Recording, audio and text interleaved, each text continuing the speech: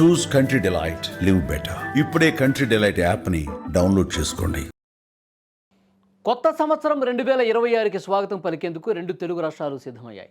December 31 రాత్రి వేడుకలను ఉత్సాహంగా జరుపుకునేందుకు అటు తెలంగాణ ఇటు ఆంధ్రప్రదేశ్ ప్రభుత్వాలు మందుబాబులకు ఫుడ్ లవర్స్కు తీపి కబురు అందించాయి. అర్ధరాత్రి దాకా పార్టీలు చేసుకునేందుకు గ్రీన్ సిగ్నల్ ఇస్తూ ఉత్తర్వులు జారీ చేశాయి. తెలంగాణ ప్రభుత్వం న్యూ ఇయర్ వేడుకల కోసం సమయాల్లో భారీ సడలింపులు ఇచ్చేసింది. నూతన సంవత్సరాన్ని పురస్కరించుకుని ఆంధ్రప్రదేశ్ ప్రభుత్వం కీలక నిర్ణయం తీసుకుంది. డిసెంబర్ 31 రోజు, జనవరి 1 రోజు రాత్రి 12 గంటల వరకు ఆల్కహాల్ విక్రయాలకు అనుమతి ఇచ్చింది. సాధారణ రోజుల్లో ఉండే సమయాలకు కాస్త భిన్నంగా ఈ 2 రోజులకు మాత్రమే ఈ సడలింపు వర్తించనుంది. రాష్ట్ర వ్యాప్తంగా వైన్ షాపులు, బార్లకు నిర్ణీత సమయం కంటే అదనంగా అనుమతిస్తూ ఎక్సైజ్ శాఖ నిర్ణయం తీసుకుంది. అర్ధరాత్రి వరకు మద్యం విక్రయాలు జరగబోతున్నాయి. ముఖ్యంగా విశాఖపట్నం, విజయవాడ, తిరుపతి వంటి ప్రధాన నగరాల్లోని స్టార్ హోటళ్లు, బీచ్ రోడ్లలో ప్రత్యేక ఈవెంట్లకు అనుమతులు కూడా లభించాయి.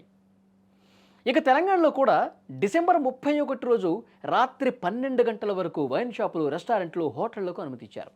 బార్లు, క్లబ్స్, ప్రత్యేక ఈవెంట్స్కి మాత్రం అర్ధరాత్రి 1 గంట వరకు వెసులుబాటు కల్పించారు. ఈ మేరకు రాష్ట్ర ప్రభుత్వం ఇప్పటికే ఉత్తర్వులు జారీ చేసింది. అనుమతులే కాదు, 2 రాష్ట్రాల పోలీసులు న్యూ ఇయర్ వేడుకల దృష్ట్యా కఠిన ఆంక్షలు విధించారు. డ్రంక్ అండ్ డ్రైవ్ తనిఖీలు ముమ్మరంగా సాగనున్నాయి. మద్యం తాగి వాహనం నడిపితే వాహనాల సీజ్తో పాటు జైలు శిక్ష కూడా తప్పదని హెచ్చరించారు. ఇక న్యూ ఇయర్ వేడుకలు కేవలం ఆనందం కోసమే కానీ ప్రాణాల మీదకు తెచ్చుకోవడానికి కాదని గుర్తుంచుకోండి.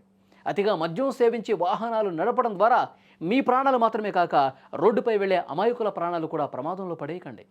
క్షణికావేశంలో చేసే విన్యాసాలు, అతి వేగం మీ కుటుంబంలో తీరని విషాదాన్ని నింపే అవకాశం ఉంది.